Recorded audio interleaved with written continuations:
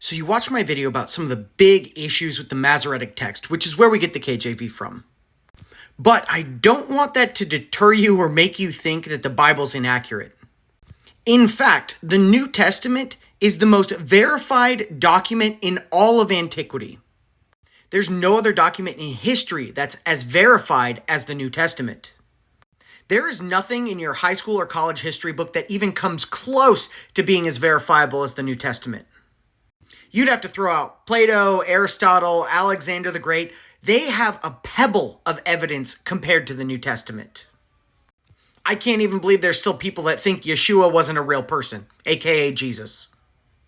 Jesus was a very, very big deal. He has more of an impact on history than anybody else that's ever been alive through recorded history. And we would expect to see that with the Son of God. There's two things you need to know about textual criticism of an ancient document. One, how many surviving manuscripts do we have? And two, how old is that earliest manuscript from the time it was written to the time of the supposed events? There is nothing in history that comes close to what the New Testament has. We have thousands upon thousands of New Testament manuscripts in all different languages. And we have them going back to as little as 30-year gap from the time Yeshua was alive to the earliest transcript that we have. To put this in perspective, Aristotle, which is preached as a historical fact in college and in high school, has 49 manuscripts. And there is over 1,000 years from the time he was alive to the earliest transcript we have.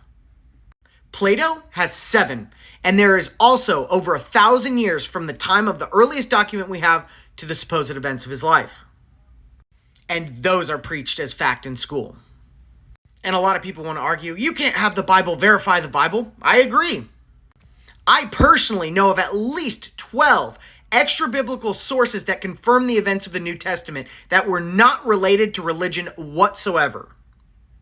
And as far as transcripts having errors, like the Masoretic, which is where we get the KJV, I wanted to show you this. God left us so many manuscripts that it would be impossible for us not to be able to piece together what actually happened. Let's say we have 4 manuscripts. Well, you see that this one has an error right here, but these other 3 do not. Well, now we know that this manuscript was faked and it has errors. We have thousands upon thousands of manuscripts to do this with the New Testament. And that is how we're able to find out the KJV has some big time errors. Not to say you can't still read your KJV, just don't put all your eggs in one basket. Especially if you're planning on deeply studying the Word of God.